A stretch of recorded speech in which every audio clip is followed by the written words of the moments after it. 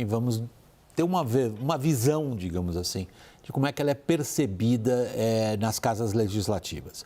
O ranking dos políticos fez uma pesquisa com parlamentares. Essa pesquisa foi feita com exclusividade para a CNN e ela trata disso, como é que os parlamentares brasileiros enxergam a política externa do país. Vamos lá, o primeiro ponto que nós gostaríamos de trazer, a pergunta sobre a avaliação sobre a política externa do governo Lula. 38,1% dos senadores dizem que é ótima ou boa, para 9,5% é regular e 52,4% dizem que é ruim ou péssima. Para os deputados, a figura é assim: boa, para os deputados, a política externa é para 25,5% deles, regular para 29,4%, ruim ou péssima para 41,1%. Nós estamos falando da percepção geral, tá, pessoal, de política externa. Especificamente sobre a Venezuela, 23,8% dos senadores brasileiros responderam que é ótima ou boa, 19% disseram que é regular, 57,2% consideram ruim ou péssima a política brasileira para a Venezuela. Na Câmara dos Deputados, 21,6% consideraram ótima ou boa, 21,6% regular, 56,8% consideram que essa política é ruim ou péssima. Mais um recorte dessa pesquisa sobre percepção nas casas legislativas da política externa brasileira. Israel, em relação ao conflito na faixa de Gaza, o mesmo número de senadores praticamente que apoiam a política para a Venezuela dizem que é ótima ou boa, 23%, pouco mais, 76% afirmam que é ruim ou péssima. Deputados, o que eles acham da política brasileira em relação ao Oriente Médio, especificamente Gaza? Ótima ou boa, 19,6% deles assim a consideram. Regular, 10,8%. Ruim ou péssima, está ali, 68,6%. Eduardo, a percepção dos legisladores brasileiros importa, porque o Congresso brasileiro, como todos sabemos, tem prerrogativas hoje de poder que não teve nos últimos 20 anos. Não estamos falando aqui da população, para ficar bem claro para a nossa audiência. Isso daí é o que a população de deputados e senadores acha da política externa brasileira. O que pega ali? É a noção de que é uma política personalista ou ela não representa os interesses? O que você consegue interpretar? Eu acho que são várias coisas. Primeiro, digamos, de que o personalismo de Lula, digamos, que a política externa é o eixo, é a projeção pessoal de Lula. Tá certo? Outra coisa que é muito percebida é que Lula entregou ao PT a política externa, tá certo? Porque entregou a Haddad, igual que no primeiro e segundo governo, uma moderação na política econômica, digamos, tá? Então, além disso, você tem que todo o quadro da política, exceto no ambiental climático, que aí é destacadamente positiva, digamos, e não é pouca coisa porque o Brasil é muito importante na questão climática. Mas, em todo o resto do quadro da geopolítica global, digamos, tá certo? É claro que domina no Congresso o que, de algum modo, é o sentimento da sociedade brasileira.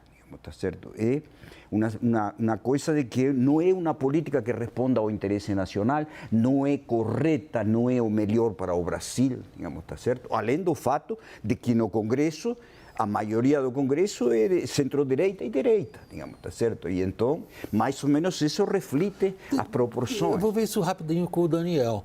Daniel, os números dessa pesquisa correspondem mais ou menos às forças das correntes políticas nas bancadas, Daniel? Eu estava observando isso, William. Correspondem sim. Se a gente for pensar não como bancadas de oposição ou governistas, mas uma bancada mais de corte liberal, pró-mercado, de centro-direita, conservadora, por dizer assim. Uma parte da bancada de centro-direita, estamos falando ali de União Brasil, em parte ali republicanos, de outros partidos que não são de esquerda, estão alinhados com o governo Lula. A que custo? A custo de cargos, a custo de emendas, a custo de influência. O preço é alto nas votações importantes para o governo. Mas política externa não envolve muita votação, certo? Você não tem muito projeto de lei, não tem medida provisória sendo votada ali para definir sua postura sobre Israel, Gaza ou sobre Venezuela. E ali se expõe o verdadeiro pensamento do Congresso. Se a gente for pegar ali os 140, 150 deputados de esquerda ou de centro-esquerda que de fato apoiam o governo ideologicamente, isso está refletido nos números ali sobre o apoio digamos, abordagem brasileira do governo Lula sobre Israel-Hamas. É só um grupo reduzido de centro-esquerda que endossa o comportamento do governo Lula. O resto discorda. Uma coisa me surpreende, Lorival, não sei se surpreende a você também. Nós dois atuamos nas nossas carreiras profissionais um bom tempo lá fora, seja como correspondentes, seja como enviados especiais. Sempre para nós que lidamos com assuntos internacionais foi uma grande dificuldade despertar o interesse do público brasileiro.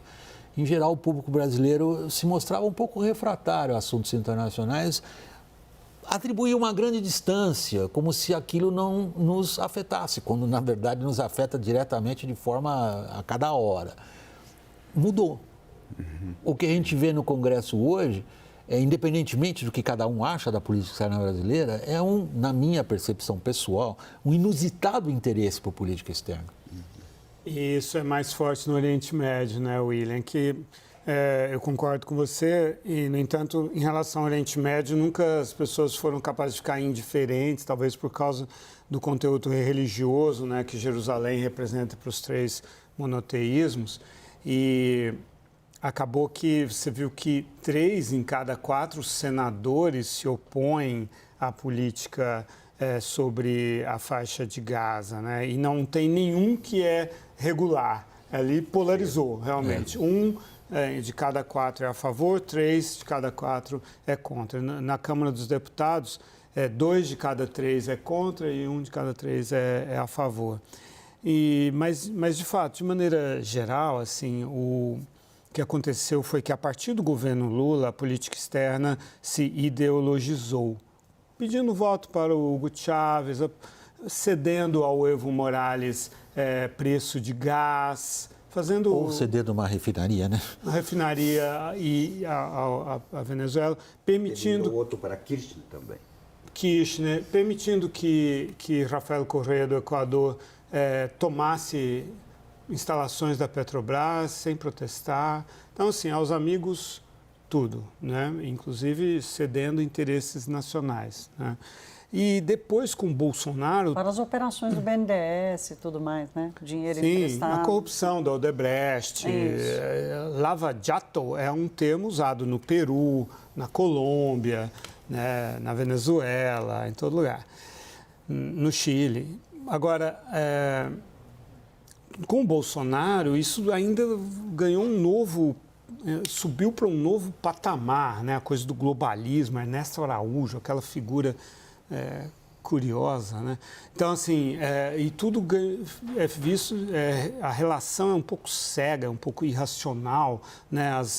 Como se fosse futebol, né? Assim, não tem uma explicação lógica para você apoiar uma coisa, é totalmente incoerente, não é lógico, não é linear, não é racional. Então, acho que os atributos das disputas morais e culturais acabaram sendo projetados para as relações internacionais.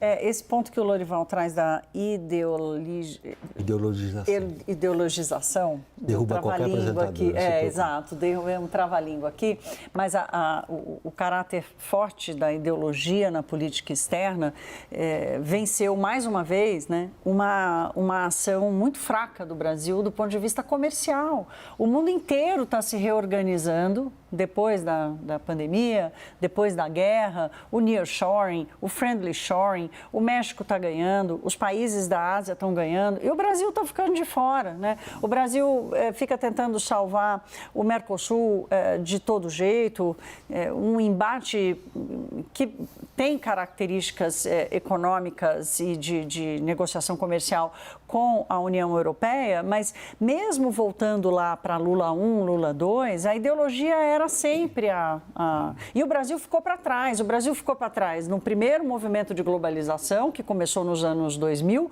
e o Brasil está ficando para trás num segundo momento de reorganização das cadeias globais de valor e de uma globalização que vai ficar meio Ocidente-Oriente, mas que o Brasil, de novo, vai ficar de fora, porque é a ideologia que lidera o processo. A política externa de Lula, toda a simpatia, alinhamento soft com China, Rússia, redefinir a ordem mundial, isso erode o potencial do Brasil de nearshoring e friendshoring, que teria, mas é impressionante, porque não está havendo, como você falou, México em primeiro lugar, totalmente, depois Índia, Vietnã, no Brasil.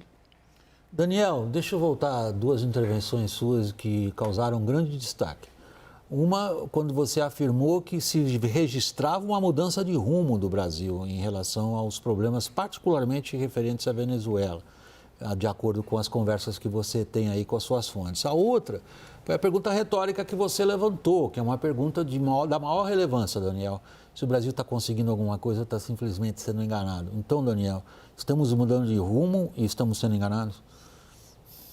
Poxa, William, você voltou aqui com essa para mim, mas... William, o que eu vejo é o seguinte: o Brasil apostou na sua capacidade de convencimento. Vi um esforço sincero, mas muitas vezes o que o Itamaraty e o que conselheiros próximos de Lula entregavam para ele não era exatamente o que se refletia na oratória, no discurso. O próprio Lula se atrapalhou. Hoje Lula não segue a cartilha dos seus assessores. E isso fez com que Lula recebesse Maduro aqui no Brasil de uma forma e usando uma retórica que não estava prevista. Não estava previsto o elogio à democracia relativa da Venezuela que Lula fez quando Maduro pisou aqui em Brasília. Não estava previsto que ele se direcionasse ao chororô de Maria Corina Machado, como ele se referiu. Uma coisa é o Itamaraty dizer, olha, Maria Corina não é a pessoa mais certa para pacificar a Venezuela. Tem que ver como é que vai ser o dia seguinte. O dia seguinte vai ser melhor do que estamos hoje? Talvez não esteja com Maria Corina Machado. Agora, o que o Itamaraty leva para Lula não é processado por Lula da forma como o Itamaraty ou seus assessores gostariam que ele precificasse. Para mim, esse é um ponto novo, que acontece menos do que acontecia no passado. Mas, Daniel, eu vejo que não é só uma questão de que Itamaraty vê as coisas e Lula distorce. É que Itamaraty tem uma visão ingênua das transformações do sistema internacional. Não percebe que estamos na Segunda Guerra Fria, não percebe a ofensiva das autocracias no mundo. Tá? E, em última instância, saludou a vitória de Putin. E o PT foi lá como observador, partido amigo da União do Povo Russo, e falou que a eleição foi ótima.